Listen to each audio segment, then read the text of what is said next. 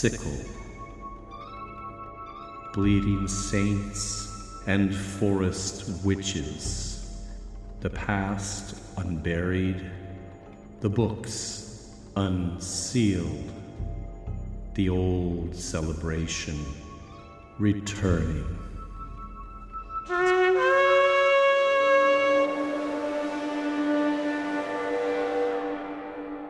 Hello and welcome to my study. Please come in and have a seat.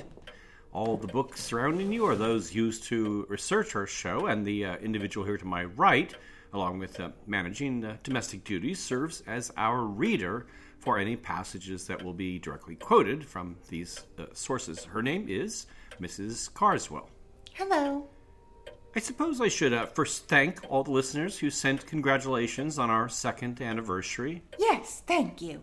There have been some trials and tribulations over the last week, but we've managed to survive. And come out both on the same side of things, I'm happy to say. What does that mean? Just that it didn't end in conflict. When I took off those few days around Valentine's to visit Mother, there was some tension. Well, you did tell me in advance, at least about Mother's Day. You just said some things about the last visit. I wasn't sure how you would react. I understand people want to take their mothers out on Mother's Day. Even I do that. But, well, the urn. I've been very careful dusting around it because I thought it was her ashes. It is, but certain restaurants will accommodate that sort of thing. I have a long-standing arrangement for a Mother's Day brunch. I see. Well, I do appreciate having the time off, and I'm glad I didn't end up turning back. Mother was very appreciative. I was just so worried about the visit with the virus and her being elderly. I started to worry I'd get her sick somehow. I wouldn't want to make a 12-hour drive. Well, I certainly wasn't about to fly with this virus. I started thinking it was the wrong thing around the 3rd hour, but didn't turn back until about hour 5, or started to turn back. I was so confused. Well, I'm glad the bee clarified things. It was only a second I rolled down my window, and there it was in the car. What are the chances a regular bee would just happen to fly into my car at that very second? So you turned back around and drove all the way to Maryland with a bee in your car? No. I pulled over when I decided to continue on, but when I opened the windows, there was no bee. It was as if it were never there. But I knew I was doing the right thing by visiting, that I should continue. Mother said that was the message, that I did the right thing. All for the best, then. Until I got home and found you'd set a tree on fire and burned your hand. It's just 2nd degree, maybe even first, and I don't see how I could have avoided it. My food was at stake. It was practically a man against nature situation. Any excuse to light a fire. The bonfires were to keep away the bear, or Mr. Petrovich, whatever got the food the delivery person left on the porch. I actually stopped the fire in that tree that was overhanging by moving those logs around. I just touched a hot one. As it was, I had no food that evening. I left you prepared meals. I'd rather have a blistered ham than microwave meals. Whatever it was, ate absolutely everything. It licked all the foil packages clean. The only thing left, for some reason, was the fortune cookie.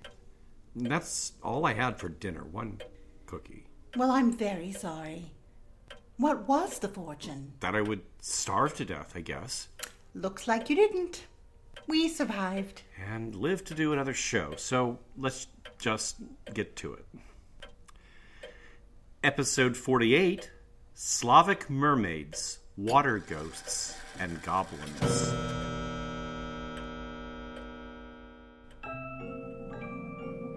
I am your host, Al Ridenour, and this show, Bone and Sickle, explores the intertwining of horror and folklore in a historical context. I started the show as a way to further explore this area of intersection after writing my book, The Krampus and the Old Dark Christmas. Bone and Sickle only exists thanks to the generosity of our Patreon donors who receive a number of unique and sometimes handcrafted rewards, things related to our show and its themes. We've also added a handsome new t-shirt on our website. It's a skeleton. More on all those options at the end of the episode.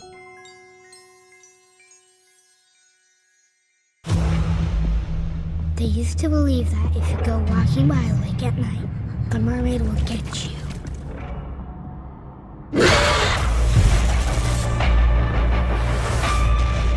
Roman saw a young woman at the lake. That's impossible. She's dead. I met her once and I can't forget her. You're hearing bits of the 2018 Russian film Mermaid, Lake of the Dead. While beautifully shot, it's a fairly by-the-numbers tale of a soon-to-be-married man seduced and mysteriously sickened by a strange woman he encounters at a lake. However, it does sketch in the basic folklore of the Rusalka, the word used for mermaid in the film's Russian title. Drowned women never let go.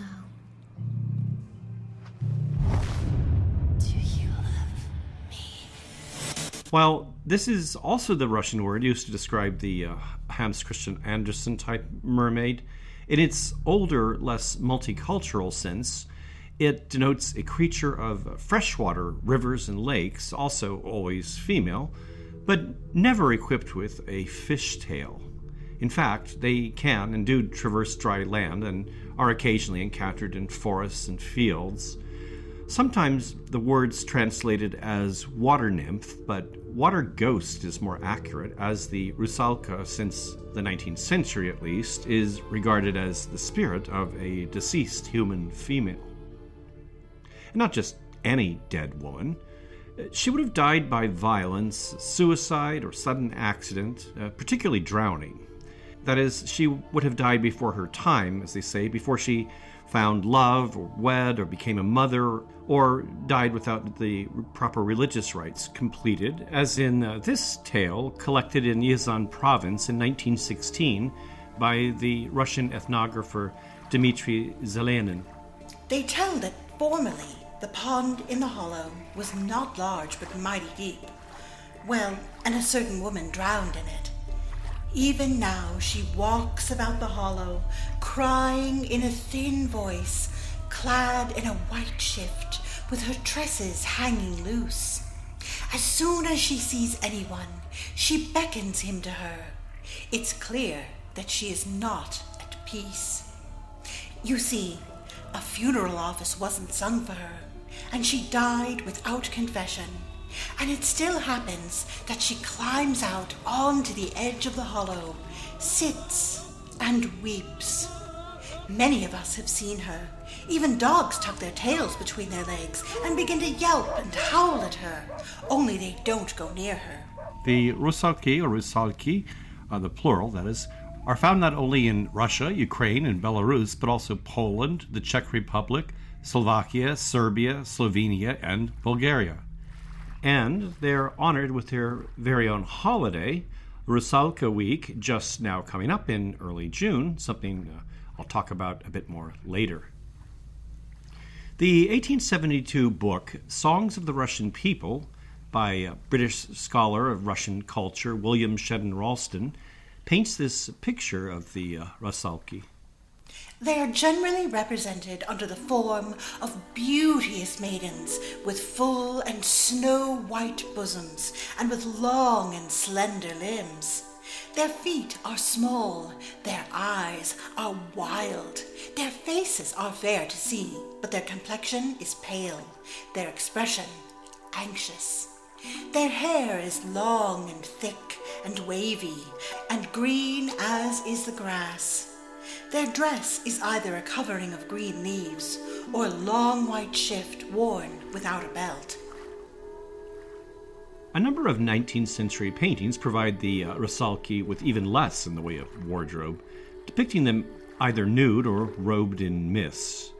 They're quite often portrayed in groups, dancing or singing, usually by night, though during Rusalka week they emerge in the daylight and may be encountered on dry land. Shedden Ralston comments on something like fairy rings left by their dancing. Where Rusalki have danced, circles of darker and of richer grass are found in the fields. Sometimes they induce a shepherd to play to them. All night long they dance to his music. In the morning, a hollow marks the spot where his foot has beaten time. Sometimes a man encounters Rusalki, who begin to writhe and contort themselves after a strange fashion.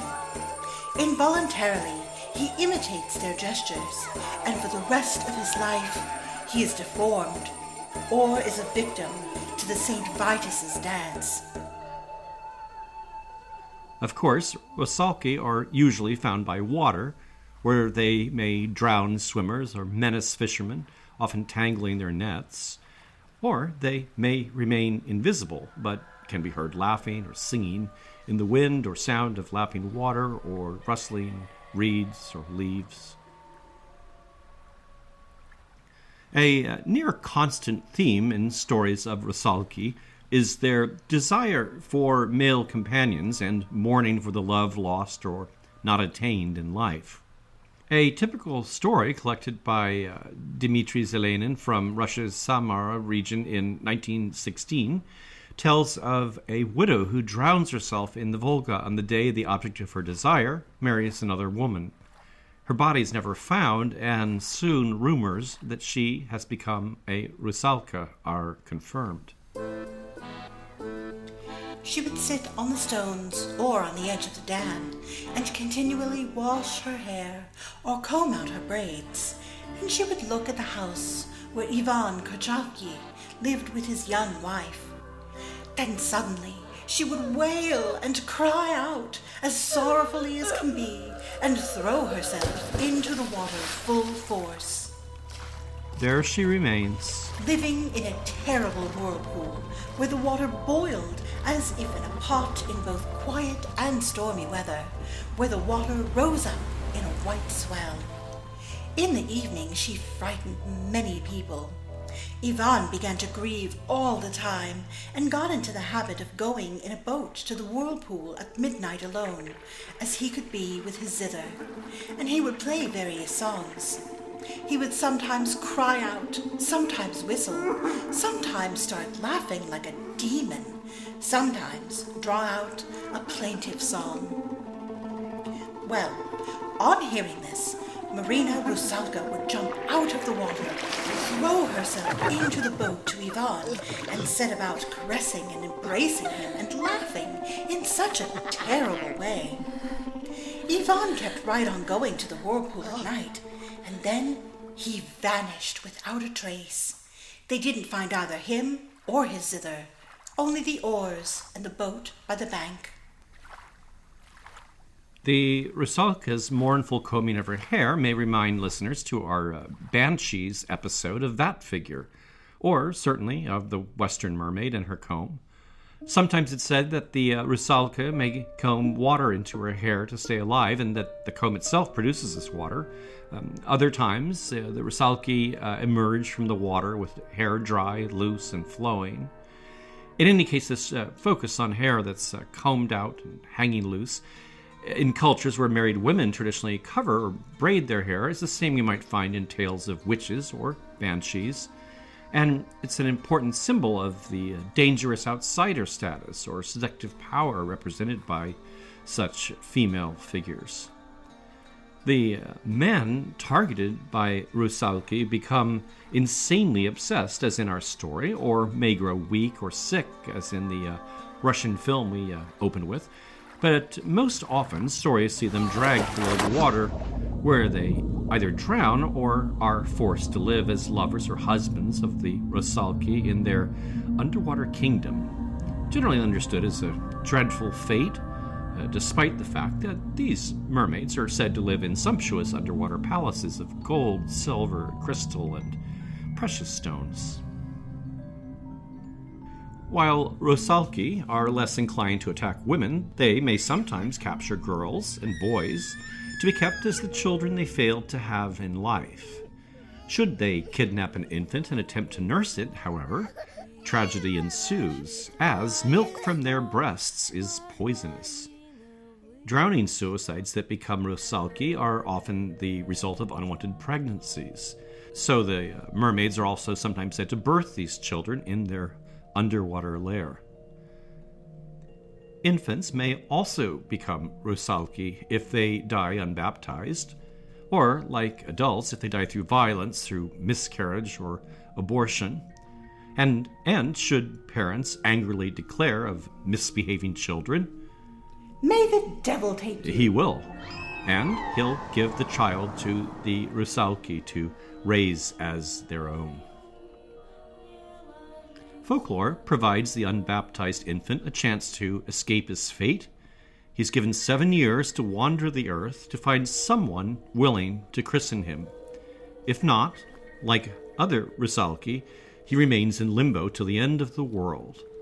Some stories, therefore, describe Rusalki emerging from the water to ask fishermen if the day of judgment is near at hand. Similar Christianizing action might on occasion save an adult Rusalka. An informant in Vladimir Dobrovolsky's 1898 study, data for the folk calendar of Smolensk province in connection with popular beliefs, relates a story involving the informant's great-grandfather subduing a Rusalka encountered by the Dnieper River by forcing her to stand upon a cross inscribed on the ground and Quickly throwing the cross he wore around his neck over her head. Then the Rusalka submitted to him. After this, he brought her home. The Rusalka lived with my great-grandfather for a whole year. She willingly carried out all women's tasks, but when the next Rusalka week came, then she again ran off. Another tale collected by Dmitry Zelenin in 1916 has a man under the spell of a Rusalka for a much longer period. About 80 years ago, a certain peasant was bewitched by the charms of a Rusalka. His passion continued for more than 10 years. Not one magic healer was able to cure him. Once, when the stove was burning, the lad caught sight of the object of his love in the fire. Assuming that his beloved was burning and wanting to save her, he threw himself into the raging stove and perished. While the Rusalka can bewitch men in the form of a seductive female, in some regions they can appear in a hideous guise as a gruesome drowned corpse, or, according to Shedden Rolston, also as hideous, humpbacked, hairy creatures with sharp claws and an iron hook with which they try to seize on passers-by. grotesque breasts are also mentioned, sometimes so pendulous as to be thrown over the shoulder, others tipped with green or iron nipples. The poison milk they produce may be forced on an unfortunate mortal, and parents warning children to avoid the Rusalka's haunts say she'll grind them in a mortar with her ponderous breast. It's likely that this type of Rusalka as a children's bugaboo represents a degradation of a more ambivalent or even benign spirit of pagan times, as I've discussed, occurring with Frau Perste in the Austrian Alps. There's evidence for the Rusalka's older connection to fertility in Rusalka Week celebrations, but it's particularly clear in Ukraine, where there's a myth of the very first Rusalka, or a creature that's mostly identical, known as the Mavka. She was a fertility goddess named Kostromo, who, after unwittingly marrying her brother Kupala and later discovering the truth, attempts to drown herself, thereby becoming a Mavka. Kostromo became the name of a straw figure that is burned or mourned at a ritual funeral during the Rusalka week in Ukraine, a rite that's explicitly said to promote fertility in the land. There's also a Ukrainian musician performing under the name Mavka, whom you're hearing now. The lyrics of her songs are composed in an invented language, which she describes as the language of mermaids.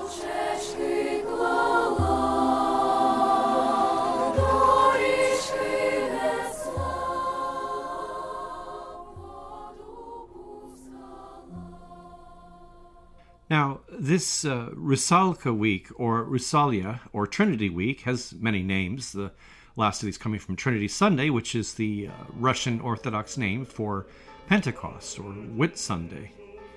The date is calculated as the 7th week after the movable date of Easter, and the most festive day of that week is not as much Sunday as Thursday, known as Simik, from the Russian for 7. That would be June 7th this year. If all this sounds very Christian, rest assured that celebrations appear far more pagan than anything. Lots of emphasis on nature's vegetative fertility, as Ralston Shedden describes it in his book. All over Russia, every village and every town is turned into a sort of garden. Every house and every room is adorned with boughs. Even the engines upon the railway are for the time decked with green leaves. On the eve of Whit Sunday, the churches are dressed in green, as ours are at Christmas. Another name for this period, by the way, is Green Christmas. As this was a time when the Rusalki were extremely active, even in daylight, it would be particularly dangerous to be near water or to fish. In fact, all work was suspended out of respect for the Rusalki, and one would be unwise to venture forth without a cross or certain herbs that would repel the creature, as in this tale collected by P.V. Ivanov in 1893 in eastern Ukraine. On Thursday of Trinity Week, 7 girls set out for the forest for flowers, and having gone a considerable distance from the village, they encountered several Rusalki who had the appearance of ordinary women. On coming up next to the girls, the Rusalki asked them, "What do you have, wormwood or parsley?" The girls up front, who were experienced and familiar with these matters, answered, "Wormwood." But the young girl who was walking behind all the others was inexperienced, and what's more, very rash, and she said, laughing, "Parsley." "Your soul to me," shouted the Rusalki, and they threw themselves on her and tore her to shreds. Another version, this quoted by Shedden Ralston, ends this way. But if he says parsley, they exclaim affectionately, "Ah, my Dushka," and begin tickling him until he foams at the mouth. Yes, that's right. Tickling is actually a quite common mode of attack with the Rusalki. I didn't know tickling could make you foam at the mouth, but perhaps I've just never been tickled adequately, and I suppose it's a part of being tickled to death. During Rusalka week, or Rusalia, particularly on Semic Thursday, the relatives of drowned or strangled persons go out to their graves, taking with them pancakes and spirits and red eggs. The eggs are broken, and the spirits poured over the graves, after which the remnants are left for the Rusalki. And songs are sung at these graves, such as the one you're hearing recorded at Semic festivals that still go on in some villages. Offerings are also left on riverbanks, crossroads, farmers' fields, or along roads that traverse the forest. In the woods near certain villages, an elaborate ritual called the bending of the birch, or the christening of the cuckoo, or by other names, still takes place in a number of variations. It's restricted to unmarried girls or newly married women and takes place in a birch wood around 2 adjacent trees, the branches of which are bent or woven together and decorated to form a sort of bower for a doll called a cuckoo. These doll figures are crafted from a type of swamp grass known as cuckoo's tears, and dressed up in costumes made of little bits of cloth. Part of the rite also involves a kiss exchanged by pairs of girls through a wreath of birch branches. A bit of cuckoo magic binding them as lifelong confidants. Following this is a picnic, understood as a sort of christening feast for the doll, after which it's placed in a miniature coffin and buried in a place known only to those who have undergone this rite of passage. As cuckoos are frequently said to represent the wandering souls of unbaptized children, This symbolic christening can be understood as freeing the soul from its existence as a restless Rusalka, and the burial as allowing the proper passage to the Christian heaven. The final day of the festival, the Monday after Pentecost or Trinity Sunday, is marked by the symbolic banishing of the Rusalki in the form of another doll or dummy crafted from straw or greenery, one thrown into the water or burned on a bonfire or torn to pieces. Crowns of flowered greenery worn throughout the festival are also tossed into the river or lake, and their behavior on the water is observed for clues to future fortunes in love and marriage. This emphasis on the burial or banishing or destroying the Rusalki is only one aspect of this ancient festival, as it focuses on the notion of the Rusalki as the troublesome spirits of the dead. However, offerings left out can also be understood as bribes to gain the Rusalki's favor, as they're also associated with life-giving aspects of water and are said to control the weather and thereby the fate of the crops. Rituals involving greenery and trees also point to the Rusalka's connection to fertility, and the dances performed by girls and women wearing leafy crowns are also said to imitate and encourage the Rusalki's presence. These aren't necessarily contradictory aspects, as the dead in pagan thinking reside within the earth or waters, a place which functions as a sort of boundless and eternal storehouse of seasonal vitality. The festival is first mentioned in the 12th century by clerics suspicious of its pagan nature. In 1551, St. Nestor, the author of Russia's primary chronicle, described the rites of Rusalya, or Midsummer, as the two are sometimes merged depending on which calendar is in effect, the Gregorian Justinian calendar, in a typical saintly and spoilsport fashion. He says it's a time when men and women and unwed girls come together for excitement at night, and for immoral talk and demonic songs, and for dancing and for jumping, and for deeds against God.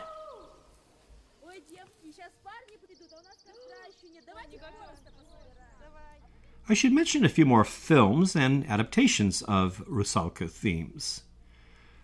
Russian novelist, poet, and dramatist Nikolai Gogol included quite a bit of Ukrainian folklore in some of his stories, particularly in his 1831 collection of stories, Evenings on a Farm near Dikanka, which includes a story titled May Night, or The Drowned Girl, in which we find this description.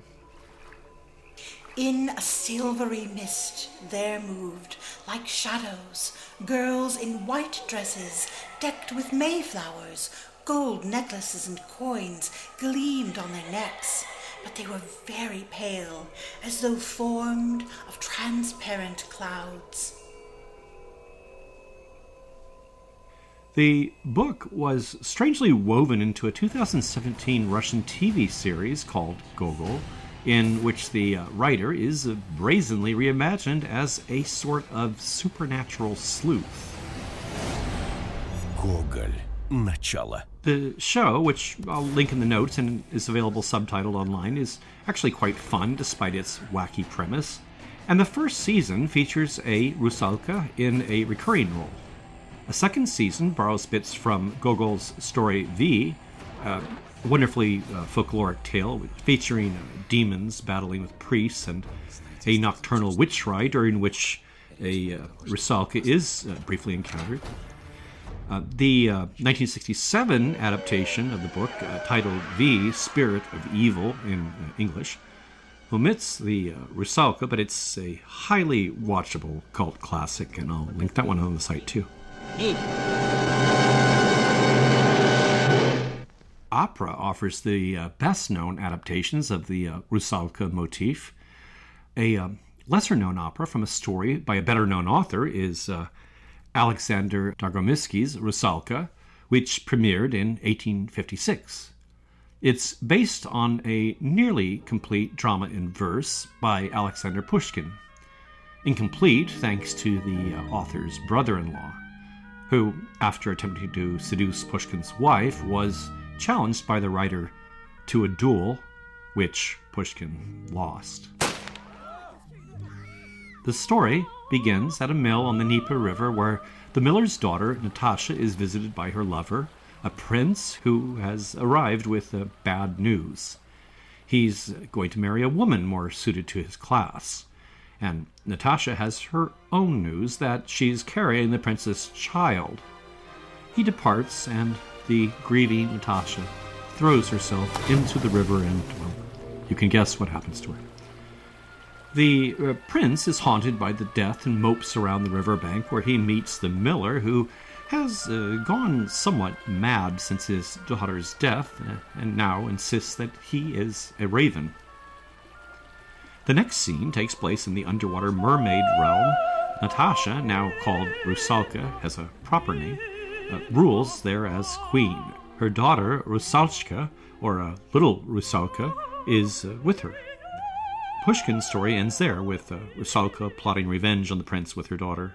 But the libretto ends with the daughter emerging from the underwater world to encounter the prince at the ruins of her grandfather's mill.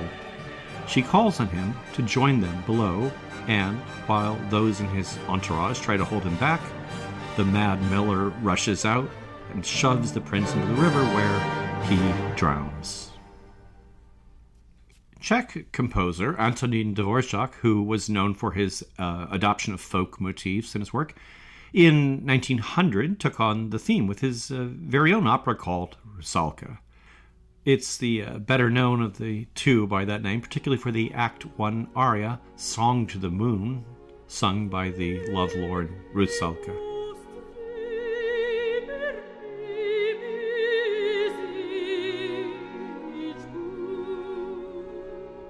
Rusalka is also pining for a prince in this story and in that song. She's already a mermaid at the start of the story, but now wants to become a human in order to be with the prince. Hoping to effect this transformation, she goes to a witch called Jezibaba, which is the Baba Yaga figure for the Czechs, Poles, and other West Slavs. The witch tells her that she has the potion that will do the trick, but that she must give up her voice, and that if the prince doesn't accept her, he'll die, in which case she'll forever remain a mermaid. Undeterred, she downs the potion, finds favor with the prince, and they're married. But the mute bride isn't quite what the prince had in mind, and he soon finds himself attracted to a foreign princess, for whom he leaves Rusalka. Now, wishing to return to her mermaid form, she learned that she must stab the prince in order to effect this transformation. When the prince visits the lake, she can't bring herself to do so, so instead, they share a final kiss. The prince dies of grief, and his death transforms her back into a Rusalka. If the mute mermaid theme sounds a bit familiar, it's because Dvořák's librettist Jaroslav Kvapil was influenced by Andersen's The Little Mermaid, but even more so by medieval legends of the Undying. But those legends are a topic for a future episode. Dvořák liked to say the opera was inspired by the poems of Karel Jaromír Erben, published in an 1853 collection called Kytica, which means bouquet in Czech. Erben's poems were an important element of Czech nationalism and are still known by schoolchildren today. But the connection seems to have been made more out of nationalist pride than any narrative similarities. There's also a 2000 Czech film adaptation of the book, which straddles a line between the visionary and high camp, but it does include witches, ghosts, and a spinning wheel made of bones. Its English title is Wildflowers, and I'll also try to link that one online.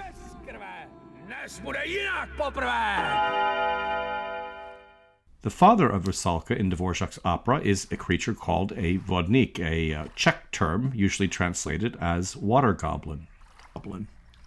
Similar words are used by Poles, Slovakians, and Bulgarians. A Russian version of this character, the vodyanoy, is regarded as a male equivalent of the Rusalka, and may be the spirit of a drowned male, but the Czech equivalent doesn't seem to be, or at least there's no real effort to explain its origins in those terms or others. He's just a frightful male creature who lives in rivers and lakes. The vodnik takes on some frog-like features, or maybe a naked man covered in nothing but algae, but he's usually dressed in ragged, old-fashioned wardrobe, predominantly green, and usually has a beard and a tangle of hair that's also often green. In fact, he could sometimes almost pass for human when he chooses to wander onto dry land, except for his perpetually dripping coattails. He enjoys a range of normal human pastimes like smoking, playing cards, and the violin. The Russian vodyanin is closer to the Rusalka and, like her, emerges in the spring. He's more often portrayed as a naked or bloated old man covered in slime or fish scales, and was often called grandfather by the peasants. Both characters are certainly mischievous, though not necessarily or always evil, and may be persuaded to help fishermen who traditionally throw a little bit of tobacco into the water for them to enjoy. Otherwise, they may tangle their nets or overturn their boats or drown them as they do with swimmers. They're often found in mill streams, adopting a particular mill as a home and expecting gifts from the miller to ensure the mill's safety and productivity. The vodnik, unlike the vodyanin, captures the souls of humans, keeping them in small pots or cups, and growing more powerful and prestigious every time he adds to his collection. The characters are fairly well known from fairy stories and Erben's poems, and you'll find a statue of the vodnik in Prague on the site of an old mill. A vodnik named Čepeček even had his own cartoon series in the 1980s in the Czech Republic. He was a good-hearted type, continually tangling with a greedy miller and blustery count and countess.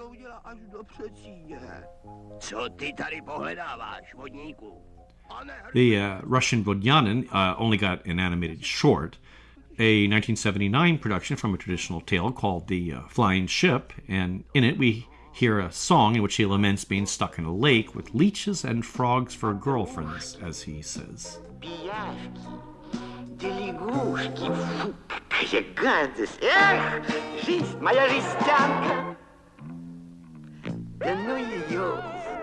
Though Erben's collection of fairy stories didn't provide an actual Rusalka story for Dvorak's opera, it does include one about a vodnik, a creature here much more malevolent than the father in the opera.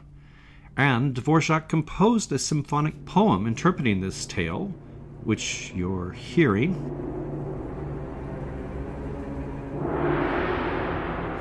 In the poem, a mother anguished by a premonition of her daughter's misfortune at a lake warns her not to go near the water or even to wash laundry there. But the warning is disregarded, and she is dragged below by a vodnik. There, in his underwater castle, he marries her at a wedding attended by black crayfish as groomsmen. They eventually give birth to a child, but the woman still pines for one visit to her mother on dry land. Amid warnings and threats, the vodnik allows this one visit, but she must leave behind their child. Overjoyed to see her daughter mysteriously alive again, the mother refuses to let her return to the vodnik, who grows impatient, emerges from the lake, and visits the mother's home. But when he bangs on the door, demanding that the woman return home to feed her hungry baby, he's ignored. The vodnik storms off and stirs up a gale from his lake. And we'll conclude this story with Erben's own verse from a recent translation. On the lake, the storm is shrieking. In the storm, the child screams shrill, screams that pierce the soul with anguish. Then they suddenly fall still. Oh, my mother, please, oh, please. At those cries, my blood will freeze. Mother mine, oh, dearest mother, fear of him my heart does fill. Something fell beneath the doorway. Moisture trickles, tinged with red. When the old one went to open, what she saw filled her with dread. In their blood 2 objects lying sent cold terror through her flying. Baby's head without body, tiny body with no head.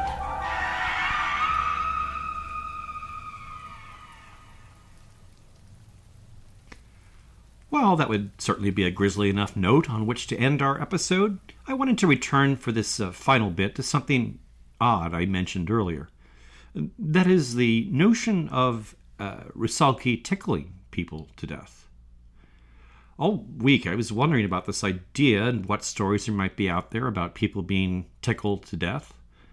I started doing a little internet research and ended up going some places I regret. I can report that as a sexual fetish, the idea of being tickled to death is alive and well. Hence, the 2012 movie, Fetish Dolls Die Laughing. You know the story of the tickle monster? The tickle monster is gonna get you. In which a pornographer calling himself the Tickle Monster dispatches women in this way. Fetish dolls die laughing. Let's go to tickle. But on a more historical note, it seems the Chinese of the Han Dynasty did employ a form of tickle torture, though I don't find evidence that it caused any deaths, but one can never be sure. 1502 tract on torture by the Italian jurist and monk Franciscus de San Severino asserts that the ancient Romans would apply a salty substance to the feet of an immobilized miscreant and then bring in a goat to lick that off, resulting in some agonizing sensations. There's quite a lot more on death by laughter, actually.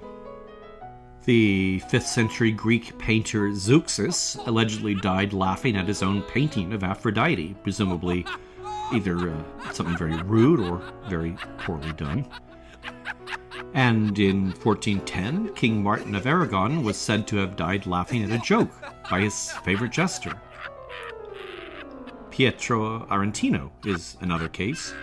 He was a 16th century Italian satirist and a writer of erotica who penned a farcical last will supposedly left by the pet elephant of Pope Leo X. He was said to have died laughing at a dirty joke. And the Scotsman Thomas Urquhart died giggling at the very thought of Charles II becoming king. But my favorite is the mythological death of the ancient Greek seer Calchas. His death came as a wonderfully self-fulfilling prophecy when he heard, with great incredulity, a prophecy from a rival regarding his imminent death. He must have felt quite healthy because it struck him as so absurdly, impossibly untrue that he burst into gales of laughter of escalating intensity, reaching such force that it finally killed him.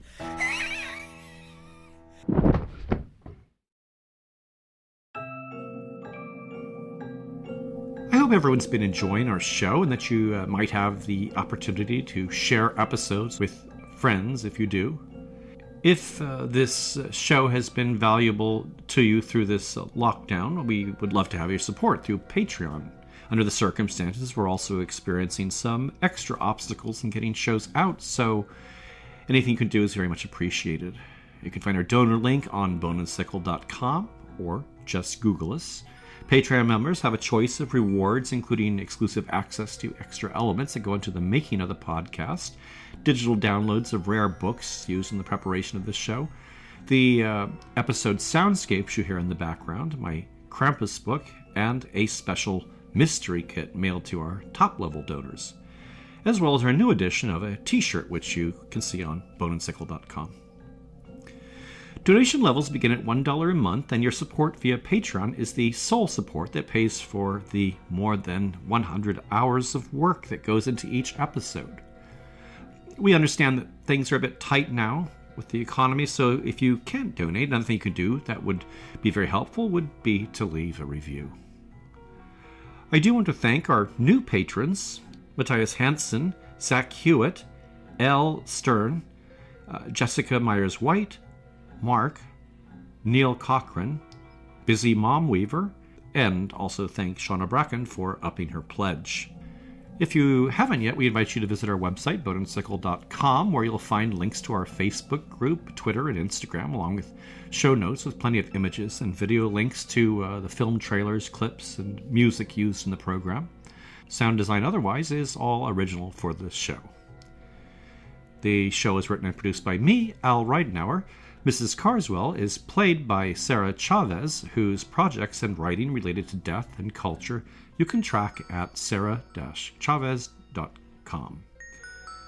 Thanks so much for listening.